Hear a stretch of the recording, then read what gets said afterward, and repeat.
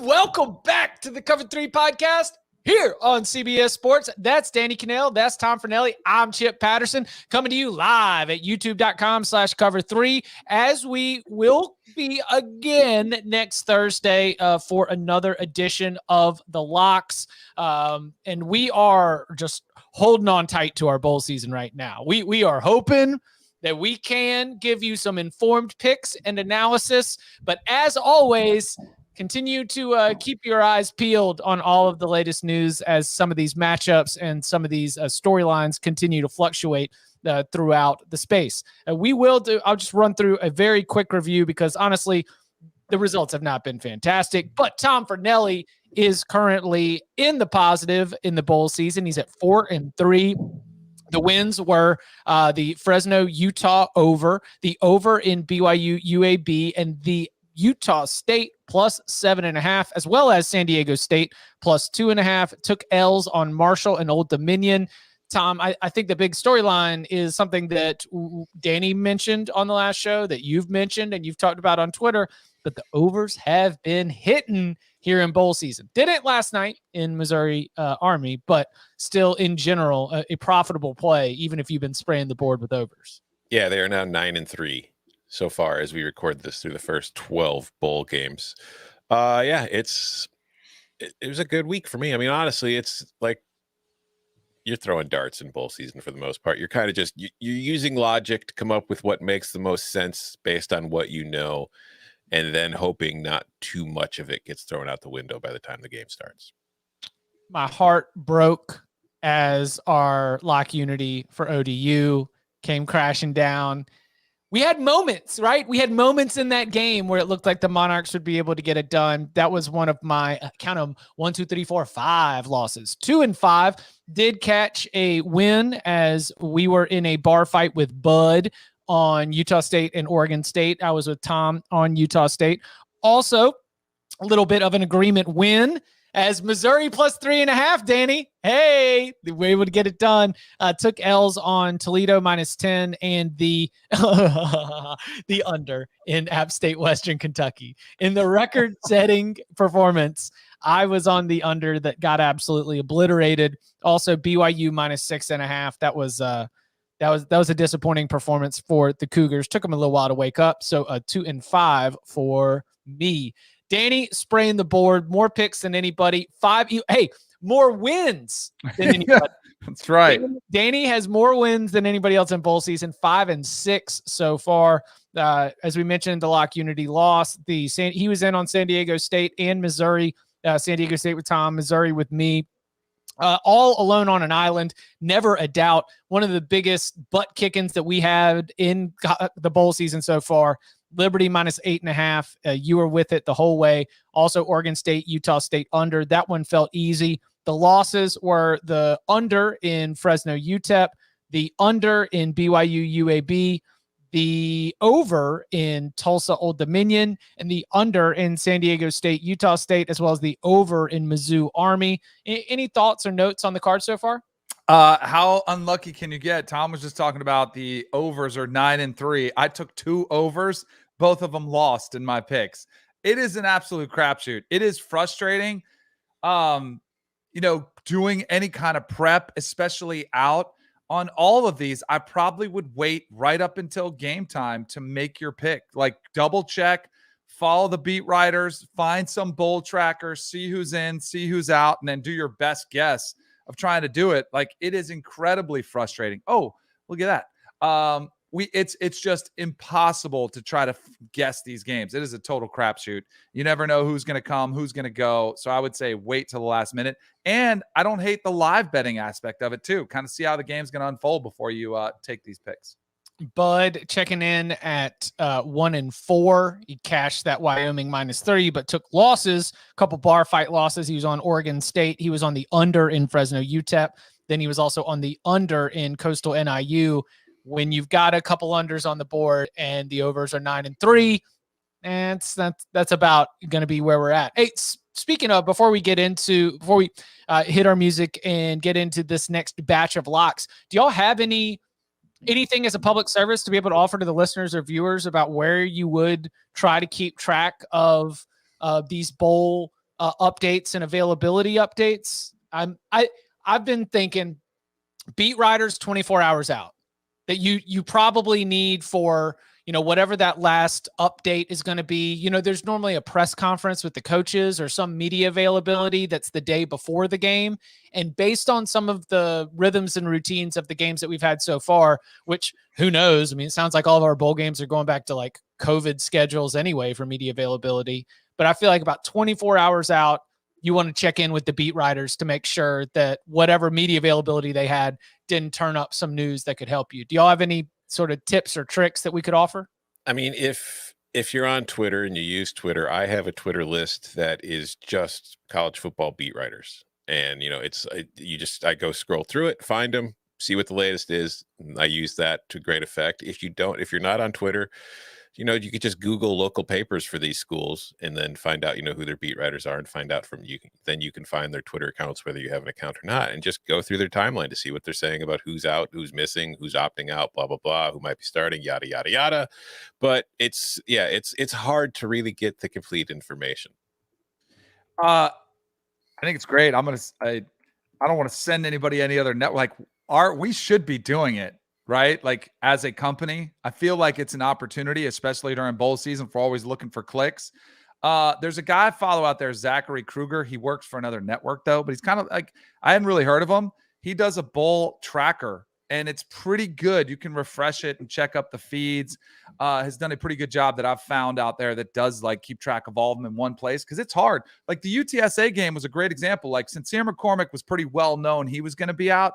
They had like 10 guys that were out for like various reasons. And you can always also follow the line movement. Like if there's a massive swing, that should be your first like, like something's up with this game.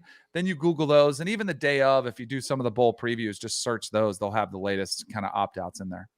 All right. Y'all ready to lock it up? Let's do it.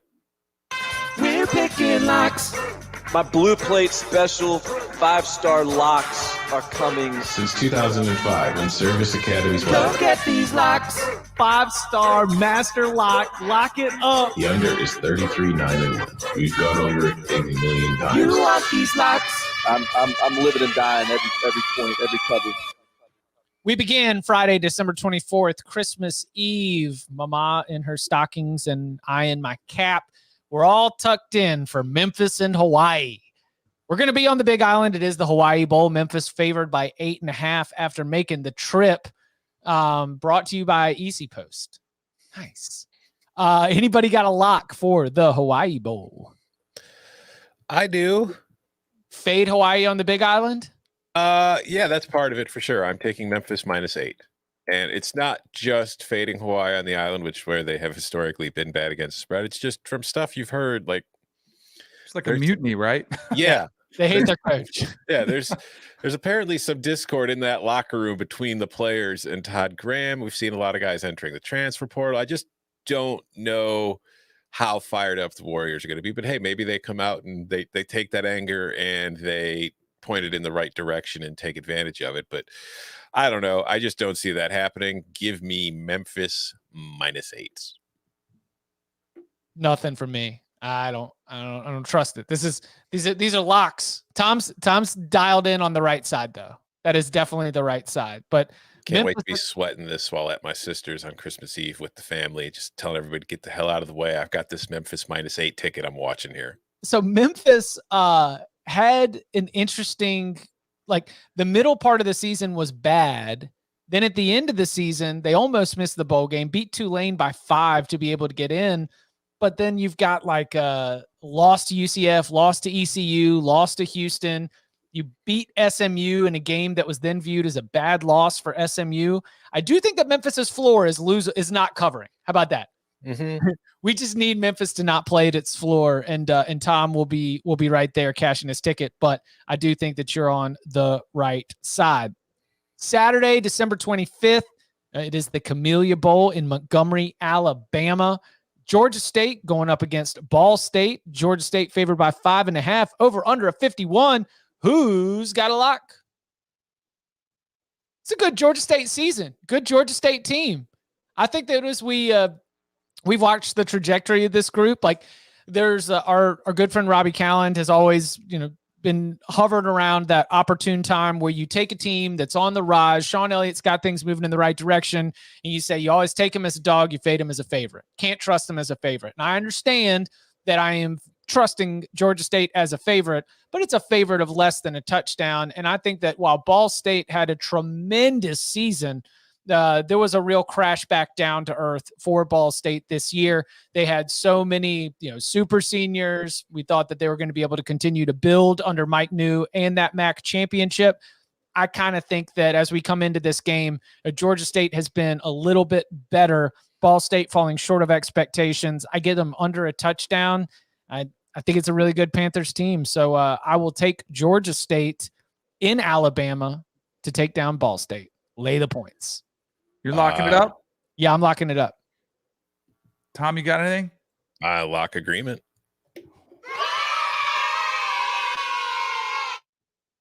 I'm gonna fight you guys. I can't hold No. Fight. Give me Drew Plitt and the super seniors, the guys they had coming back. There's the last time putting on the pads as boys together. It's gonna be emotional. It's a big number. Give me 6. Is that the best I can get? 6? Oh yeah, there's a 6 out there. I'll take it.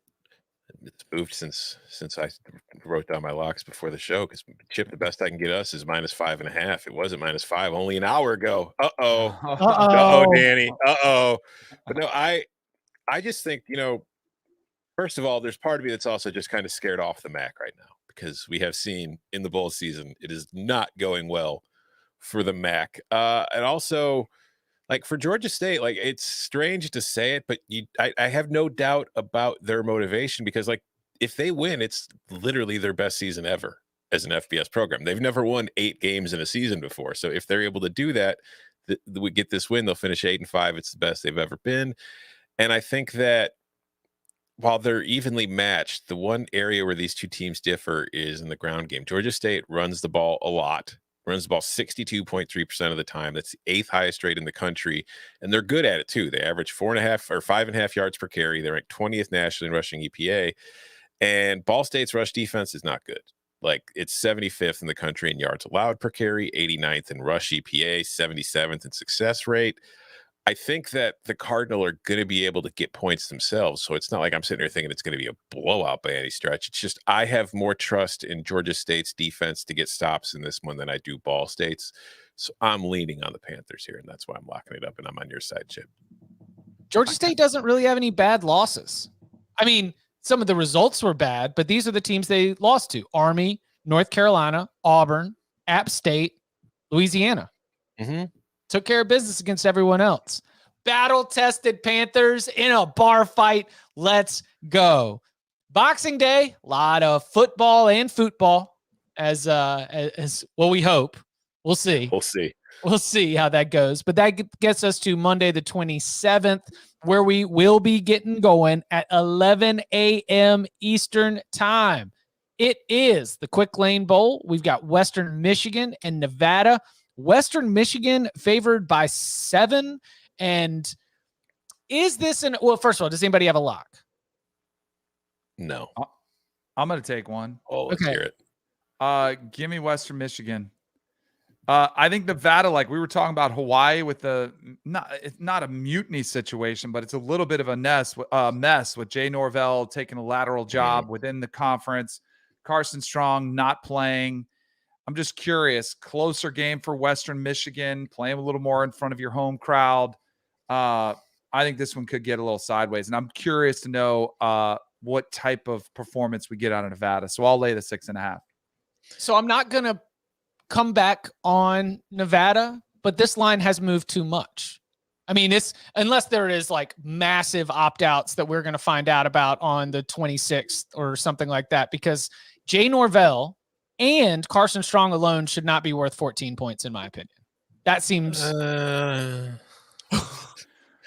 I'm not locking anything up, but I'm much more on Danny's side here than I am on this side. I think that Carson Strong is huge for this team. I mean, that's like a first round QB possibility. Like, I know. I'm so used to not awarding a college quarterback more than like 5 points. I think for this team, he's worth that much. Yes. I would also Romeo Doubs That's the one I would keep an eye on. He's his favorite receiver. He's been lighting it up all year. Uncertain. I'm trying to find out, if he's playing or not. But like, if you're him and you've got the Senior Bowl coming up and your quarterback isn't there, coach isn't there, like my hunch is he may not play either. And then you're talking about significant production that's not going to be around. Yeah, that's what's, because like when you talk about the motivation factor, and like you said, Danny, it's not a mutiny, but like if the Nevada players, like the entire coaching staff for the most part left. A lot of your key players are getting ready for the draft. Some of your players are probably going to be following that coaching staff to Colorado State. I just don't know where Nevada is mentally for this game. So, yeah, I'm not locking it up because it just could get exceptionally weird, but I definitely think Western Michigan is the side you want to be on. Shout out to Cover 3 Chat MVP short round says Nevada. Also out of there, Cole Turner, their tight end, who's a stud as well. I saw these guys a lot on the CBS Sports Network Friday night games. They got a slew of dudes out. Yeah. All the important names that participated in the good performances might be out. So, okay. And again, I like, Danny, I like the Western Michigan and Ford Field. If it does get a little bit sideways, then they might turn this into a party. They might really be able to stunt a little. They really need a home team to win in that stadium. Yeah, they do. They're desperate for it. The Lions have one win, right? They've won twice. Was one of them at home? I think the Arizona game was at home, yes. Ah, beautiful. All day action on the 27th, Monday. And we move from the Quick Lane Bowl to the Military Bowl in Annapolis. Boston College, ECU, BC favored by 3, over under of 51.5. Does anybody got a lock? I do. My Pirates. Give me ECU. Yep. Yeah. ECU +3. Boston College, I know they got better after Jerkovich came back, but they still weren't exact. They're still a little too one-dimensional, and I think this is an Eastern Carolina team that is more complete offensively. I think Holton Ahlers is Ahlers or Ahlers? I never know. Holton Ahlers. Okay, Ahlers. He's, is he coming back next year? Is he announced yet? I do not know. I think he's got another year left if he wants it. I'm pretty sure he does. But yes, Holton Ahlers to return for 5th season at ECU. Announced it December 4th. Yeah, like he's going to be rewriting all them East Carolina quarterback records by the time he's gone from there. But I just think that ECU right now finished the season better. I think it's a more complete team. I think it is, we talked about with Georgia State. Like what Robbie always tells us is like the up-and-coming team, faded as a favorite, take it as a dog. That's kind of what I'm doing here. I'm kind of fading Boston College as the favorite and taking the up-and-coming East Carolina team as a dog. I'm not doing it as a sprinkle, spoiler alert, but I do think the Pirates have a pretty decent shot of winning this game outright. Jaquan McMillan, incredibly productive in the secondary, and that could be very important against this Boston College passing attack. The Eagles never really got things going on the run game. It feels a little bit risky. It feels like it might be trappy, but I've ridden with this ECU team all season, and dadgummit, it's time for loyalty. So that's why I'm also going to be on the Pirates. I got to fight you on this one. Loyalty. What about to the conference? What about the conference of quarterbacks? What about the ACC? Give me BC. I can get him at 2.5. Yep. Phil Jurkovic's back after more extended time to get healthy. Zay Flowers says he's coming back. Jeff Hafley, I do think, is one of these coaches that has a healthy locker room, a team that wants to be there, wants to finish it. It's going to be hard-nosed. Come on, man. ACC all the way. Let's go. Give me the BC Eagles. ECU also, like Georgia State, no bad losses. All 5 losses, all to bowl teams. Mm-hmm. We lose who we lose to, and we beat who we're supposed to beat. That's right.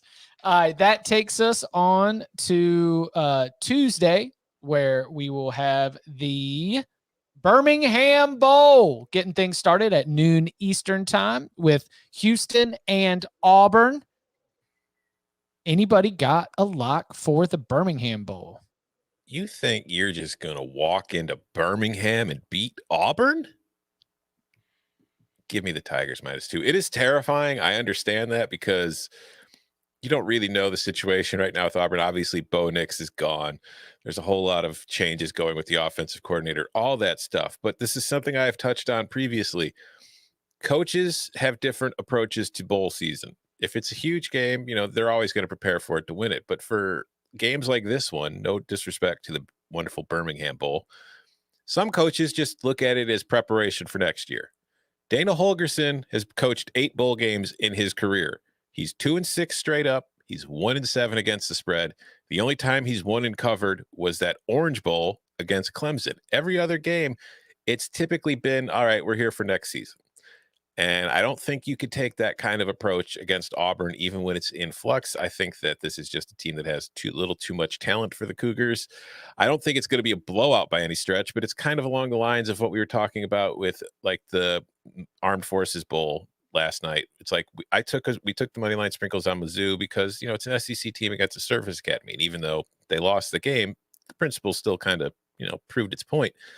I'm in that same exact spot here. I like Houston. I think they're a good team. They've had a great season. They were very close to being undefeated themselves and maybe getting that New Year's Six Bowl. But they also played one of the weakest schedules, bar none, in the country. And Auburn, aside from Cincinnati, is the best team that they have faced all season long. So give me the Tigers. No Bo Nix. Mm-hmm. No Tank Bigsby. Mm-hmm. No Zacoby McClain. No Tashawn Manning, their senior offensive guard. Don't matter. Lock it up. Give me some lock agreement. Yeah. There we go. You mentioned it. Houston, the schedule was pretty light. They're also, which may be more impactful without Marcus Jones, who is their special team wonder, won the game. What was it? SMU. He returned the kickoff. Mm-hmm. That was the close one. He's a great corner. He's one of their most dynamic players. Brian Harsin needs this win. Like, there's got to be some sense of urgency around the coaching staff. I also think TJ Finley, like, get him all the reps with the ones. Jarquez Hunter's not a slouch, you know, filling in for Tank Bigsby. And I think this is one, too, where you have to go with the depth. And so you've got younger players who will be playing. And while they may be inexperienced, they're better players than what Houston's going to roll out there. So, like, I like Auburn, too. Coming up on the other side, Bud's locks just dropped. We've got some catch up to do. So we'll give you Bud's picks from the games that we have just talked about and continue on with our bowl locks through the games on December 29th. Next. Listen, the holidays, it's a time for meat. I mean, there's no other way to put it. There's always going to be some cut of meat, some type of meat that's going to be at the center of your holiday celebration. And it's great when you're able to know that that meat has been properly sourced and that the sourcing decisions that were made to get you that meat, they were all done holistically, keeping both the farmer, the planet, the animal, and your family in mind. We absolutely love the way that ButcherBox sources their meat with partners with the highest standards for quality. So we don't have to go to the grocery store and try to see all the different printing and turnover on the package. No, you can just trust that ButcherBox is bringing it. We are going to be enjoying a nice little assist from ButcherBox because the Christmas Eve lasagna, oh, that beef, that sausage, yeah, it's all coming from ButcherBox. We're already grounding it up, man. The sauce is going to come together in advance of Christmas Eve thanks to ButcherBox. We absolutely love it. The convenience, it comes right to your door. The cost, the quality, it's fantastic. And every month, ButcherBox ships a curated selection of high-quality meat right to your home. Free shipping in the continental U.S., no antibiotics, no added hormones, and each box contains between 8 to 14 pounds of meat, depending on the box you choose. I mean, that can be enough for 24 individual meals. ButcherBox is packed fresh, shipped frozen, all for your convenience so that you can save time on your next grocery store trip. Customize your own box or go with one of theirs. Either way, you get exactly what you want. And this holiday, ButcherBox is giving new members 1 pack of bacon for free in every box. Free bacon. 1 pack of bacon for free in every box, plus $20 off each box for the first 5 months of your membership. That's free bacon for life and up to $100 off. You sign up at butcherbox.com/cover3. That's butcherbox.com/cover3. Again, it is 1 pack of bacon free in every single box and $20 off each box for the first 5 months of your membership. Butcherbox.com/cover3. Once again, that is butcherbox.com/cover3. cover 3. I will say with all sincerity, like ButcherBox sent us the free meat, and I very much enjoyed it. It is good stuff. I've been eating it for about the last month, and we still have more left. That's how much they sent us. So shout out to ButcherBox and shout out to the product because it's wonderful. Same. Yeah. And Tom also is going to be on his way to being a city councilor mayor from all the meat that he handed out in the neighborhood. True. Yeah, I had too much. Yeah, handing out whole chickens to my neighbors across the street, just like Scrooge on the morning of Christmas after the ghosts of Christmas future visited. Okay, so y'all ready for this? Because we've got some lock agreements and some lock fights. So Bud is on Georgia State -5.5. Oh, so we've got lock unity and a lock fight in the same one. Oh my goodness.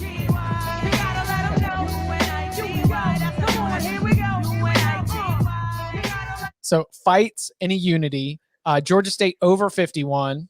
Sure. Western Michigan under 56.5 in the Quick Lane Bowl. Wait. So we've got the under in Georgia State. Over in Georgia State. Over and then under in Western and Nevada. Yeah, I guess that's a fade Nevada play. We've got some agreement for Danny and some fight for that means that when we go to Annapolis, the home of the Naval Academy, for the Military Bowl, it will be on the Cover 3 podcast. 1, 2, 3, 4. I declare a lock war.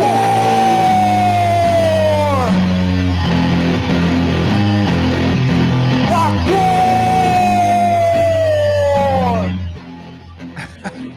Lock war. Wow. So appropriate. He's also on the ECU Boston College over 51.5. Okay. He's a Djokovic guy. He's with me. He's a big Djokovic guy. And then he said Houston money line. Is that where that line is at right now? As it's been dancing around, like, is there a? Yeah, they're the dogs. So yeah. Okay. So I guess that was his money line sprinkle. Then is that his exhausted picks? I think no. We've still got more to go. Oh, so he's loading up after 1 and 4 week, huh? I think so. Note from Bud with the pick. Again, I really do not think I have much of an edge in bowl games. The stuff I actually bet has beat the closing line by a ton and has performed terribly. Interesting. Closing line value, Elliott.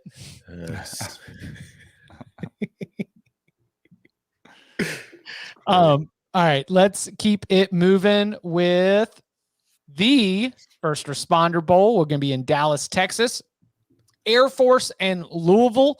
Louisville favored by 1.5, over under a 55.5. To be honest, it's been so bananas at like the athletic director level and everything that's going on in that athletic department. I haven't felt like I've checked in on the Cards football team recently. So as I circled around to try to do this prep, sure, I would imagine that, all of our power ratings are going to check out that Louisville should be the favorite team here. They've got an offense that can be more explosive, and they played a pretty difficult schedule. But Air Force also played well enough to be competing for the Mountain West Championship at the end of the season. Anybody got a lock for the First Responder Bowl? I do not have a lock, but I do have a trend. Since 2005, when service academies go to bowl games, they are 20-9 against the spread. Now, they're 0-1 this year after Army beat Mizzou but failed to cover. But that's a trend worth noticing, that the service academies in bowl games are 20-9 against the spread since 2005. I would lean under, but I'm not going to lock it up. Yeah. Yeah. Pass. I played the under last night live, and it was a winner. But Air Force Louisville under 56 for Bud Elliott. Throw it on the card. Cool. Lock it up with my Florida State guy. Let's go. Wrong green. Just put it over the edge. I was leaning that way. All I need is just a tiny push to put me over the top. Oh, Bud's on it? Let's go. Yeah, exactly. Who cares if he was 1 and 4? He's about to come back. I love your trip to New York was like whenever anybody shouts out like, hey, Danny, hey, DK, cover three. Oh, you like me? Bud's a machine. Exactly. They're like, love the pod. How about Bud's picks, though? Yeah, I mean, I guess there are more people out there who were really excited to buy a jet ski with winnings than I'd imagine. It's beautiful. I love to see it. Keeping things rolling here on the Tuesday, December 28th, the Liberty Bowl from Memphis. It's going to be Mississippi State and Texas Tech. Mississippi State favored by 9.5, over under of 59.5. Anybody got a lock? Seems like too many daggum points. A lot of points. But do you trust Texas Tech? No. I think this is definitely for me going to be a live play. Like, I want to see Mississippi State, how excited and how pumped up they are for this game. So I think Texas Tech will be kind of riled up to get in this game playing an SEC team with a chance to make a point. But I don't know. Like we saw last year, Mississippi State got in a fight during its bowl game with Tulsa. So maybe they will be pumped up again and ready to roll. But I'm going to wait till this game starts to get a better read on it. I don't know if Mike Leach cares about playing his old team as much as the broadcast. I'm not. Yeah. As much as the narratives are, I don't want to single out the broadcast. That's unfair to the broadcasters. But as much as the storyline and narratives and the presentation of this game is going to be very much Mike Leach against his old team. And I don't get the sense that that's really what gets his motor going. Plus, I don't know that there's anybody still at the school associated from his time there. In the athletic department anyway. So it's like in terms of like feeling wronged with the way it went and the litigations and the lawsuits about the wrongful termination. Yeah. So I don't know. I mean, maybe he will, maybe just because, it's Texas Tech, but I don't know. I feel like the parts of Texas Tech Mike Leach had a problem with aren't there anymore. I don't know if he has any animus towards the program itself. Also, our Texas Tech interim coach here, Sonny Cumbie, was initially going to be retained by Joey McGuire, but then he got the Louisiana Tech head coaching job. But I think he's still coaching this bowl game. Yeah. Did I tell you guys, Army Navy? Did I tell you who I ran into? No. At the train station. So I couldn't get an Uber. Trying to get an Uber at MetLife Stadium after a full stadium unpacks. Good luck to anybody doing that. Like must be the most challenging thing. 15 minutes, I was on the phone with the driver trying to figure out the same spot. Gave up. I was like, I'm taking the train back to the city. So I take the train out to Secaucus train station. I'm walking to the other train. Guy comes up to me. Hey, Danny, how's it going? Matt Wells, former Texas Tech head coach, was there with his son to take in the game. So I talked to him for a couple minutes, told him I thought he got hosed. Remember, he got fired 5-3. It's like, what the heck? Yeah, definitely. But it was interesting to see him. Great to see him. He had spent time with Ken Niumatalolo at some point in his career, like in the coaching circle. So he was there to watch it with his son. But that was kind of crazy. How are his spirits? Was he good? Like he's like, hey, it's part of the business, they kind of realize it. And those buyouts help you get over those hard feelings. Facts. Yeah. Taking it into the primetime, 2 primetime games on Tuesday night, the first of which will take us to Petco Park in San Diego, UCLA and NC State. The Wolfpack favored by 1, over under of 59.5. I got a couple. I've got one. Well, you guys go first. Go ahead, Chip. I'm going Wolfpack. Man, I knew you were going to go that way. I thought we were going to be ACC boys. Give me the Bruins. Fight. You're going with Devin Leary, going with Dave Dorn, Mr. Business. Yeah. I mean, this is the general, everyone's coming back. Like Ike Ekwonu, I think, is off to the NFL, but for the most part, the whole NC State buzz has been all about this, the unfinished business narrative, the idea that they beat Clemson but fell short of an ACC championship. Whether some of the names that put together, and I say this with love, the very well-designed graphics of how they were turning down the NFL draft and returning, were these same players going to be going in the first or second or third round? Maybe not, but they were draft eligible, and they are choosing not to pursue the NFL so that they can stay in Raleigh and chase an ACC championship next season. And I think that NC State making the trip across the country, first of all, this is one of the big, I would pay attention to your availability for any of these post-Christmas days, post-Christmas games, especially ones that involve moving through airports and a big time travel across the country. I mean, it could get a little bit dicey here, but I think that NC State comes in and uses this as an opportunity to make a statement. I see that as UCLA, a team that peaked here with Dorian Thompson-Robinson, with the sort of seniors and upperclassmen that have been riding this with Chip Kelly, where NC State, it seems like they are creating another chapter where you are kind of trying to use the game to build it for the future. So give me the Wolfpack. So here's why I have UCLA. Dorian Thompson-Robinson quietly had a pretty nice year, 21 touchdowns, 6 interceptions. When they lost to Oregon, Utah back-to-back, remember we talked about it's like, what does this mean? How much pressure is on this program? Chip Kelly, where does it go? They went out pretty impressively. Then Chip Kelly flirts with Eugene. Who knows how realistic that was, but he comes back. I don't know. I feel like this might be a healthier UCLA team mentally than we think. And playing closer to home, I think they'll have a little bit more. Not that bowl crowds matter that much, but I do think it'll be closer to home for them. So that's why I like them. I'm living dangerously in this game. I'm not going to mess with the spread. I'm taking the under 60. I think that was my second one. Yeah. Oh, so we're in agreement then? Yes, we are. Yeah, I just think that's a little bit too high. NC State unders have been pretty good. They got a good defense. We talk a lot about Devin Leary and, Bam Knight, Emeka Emezi, and they've got a lot of weapons. Looks really good on paper. But a lot of those NC State games really come down to the defensive front being able to impose its will. So NC State and the under are my plays. And Danny, I'm sorry to let you know, but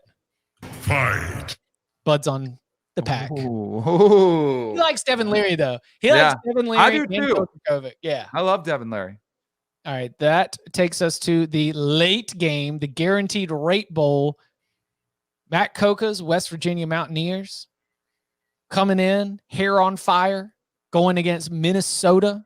Minnesota favored by 5, over under a 45. Anybody got a lock? I do. All right, go for it. Give me the Mountaineers. Coca, Mr. Worldwide. I'm riding with our guy. No Letty Brown. I think we put too much emphasis on running backs. I am more of a believer. He's a great running back, but I just feel like the loss of a running back is not that big of a deal. Minnesota lost to Bowling Green. They lost to Illinois. How good are they? They've been incredibly hard to figure out. I know West Virginia hasn't been great either. I don't know. I just feel like it's too many points in this game. The dogs, that's kind of trying to find some dogs that I think you can find some value on. So I'll take them here in this spot. I forgot one very, very important note from the last game we were talking about, which goes a long time with our unders, but Petco Park is a baseball stadium. Baseball stadium. That's right. Pitchers Park. You go under. Chase Field, baseball stadium, Pitchers Park, under 45. Lock it up. Baseball stadium's under the weird. What are you doing? What are you doing? What are you doing at Yankee Stadium with that short porch and right field? Over. Yes, exactly. Ball carries. Same with the Fenway Bowl. Over. Yeah. Let's go. All right. That does take us to Wednesday, December 29th. SMU in Virginia, the most well-dressed bowl game in America. Fenway Park is the location for this highly educated, overdressed affair. Virginia favored by 2.5. Over under of, wait for it, 71.5. Yeesh. And what are we doing? Over. I wasn't kidding. It's a hitter's park, Chip. You got to take the over. I can get it at 71. I have serious concerns about the Virginia offense in this game because, but Brennan Armstrong's back. I think that the coaching staff will finish this season before moving on to their next jobs. And I think that Virginia's offense has been fun to watch all season long. And this is an SMU defense that has done a pretty good job of letting other offenses score. And then on the other side, Virginia's defense hasn't been very good, and I think SMU's offense, I know Rhett Lashley is not taking over yet, but the coach is in place. They've got the interim in charge for this one. I just think this is the kind of game where in the baseball stadium, early start could be pretty sloppy defensively on both sides of the ball. I think it's going to be fun and stupid, and that's kind of just what I'm betting on. I got to fight him on this one. What? Yeah. Fight. So Robert Anai is out as well, the play caller for Virginia. You mentioned like Sonny Dykes, offensive guy. He's gone. They're also Reggie Roberson is not going to be there. That's their best wide receiver. Danny Gray, their other wide receiver, is out as well. So you got Tanner Mordecai without two of his better weapons. Cold. Like I who knows what it's going to be, but it's not going to be like 70 and sunny. I think that could come into play. Nobody wants to hit in the cold, though. Danny, defense. Yeah, I was going to say, it does seem like a lot of defense optional in this game. Yes, That's kind of what is 70, what, 72? That's too many daggum points, man. Too many daggum points. Do you want to know what the weather forecast is as of right now? It's like 65. It's hot up there, isn't it? No, temperatures will be in the mid 30s, but there's possible light snow turning into a possible drizzle as the game goes on. So it's going to be a beautiful day for a football game. Pass here from me and nothing from Bud. We move from Fenway Park to Yankee Stadium here on this Wednesday, the 29th. Maryland and Virginia Tech. The Terps are favored by 3.5. Over under of 55. I want nothing to do with this game. Really? What is there to rely on? What we saw, interim head coach JC Price beating Virginia kind of felt like a reason to buy into the Hokies. But I will save that. Are you buying in for? Oh, wow. I will save that for another portion of the show. Okay, so Danny, anything on Maryland, Virginia Tech? I would lean Maryland. I mean, Braxton Burmeister gone, new staff. There's a slew of dudes that are out for Virginia Tech. I'm looking at Trey Turner, Jermaine Waller, Amari Barno, like just a lot of dudes out there, either transfer portal or opting out. And your quarterback feels like a program a little bit in turmoil. I know it's hard to trust Maryland, but feels like the line's a little light to me. I would lean towards them, but I'm not going to lock it up. Yeah, that's the other thing too. It's like Virginia Tech is in complete shambles right now, and you don't want to trust it. But at the same time, your other only option is then I want to bet on Maryland as a favorite. No. Yeah, pass on that. 5:45 p.m. Eastern time. We're going to Orlando Camping World Stadium. Going to be a little hot. Clemson favored by 1 against Iowa State. Over under of 44. It's a NFL game that might not have most of the NFL talent. Yeah, this is a stay away for me. I'll probably be betting something live, but I've got nothing that piques my interest right now. Bud's on Clemson. I don't know how you trust them in this one. Will Shipley might be the best offensive weapon on the entire field, both teams, with Breece Hall being out. Yeah. That's like let's go Clemson. All right. Yeah. I'll jump on Clemson. There's enough from the Will Shipley, Kobe Pace, underclassmen backfield that I think that they can get it done. Tom, why are you smiling? Oh, I just realized I was making a mistake in the doc that Coca pointed out.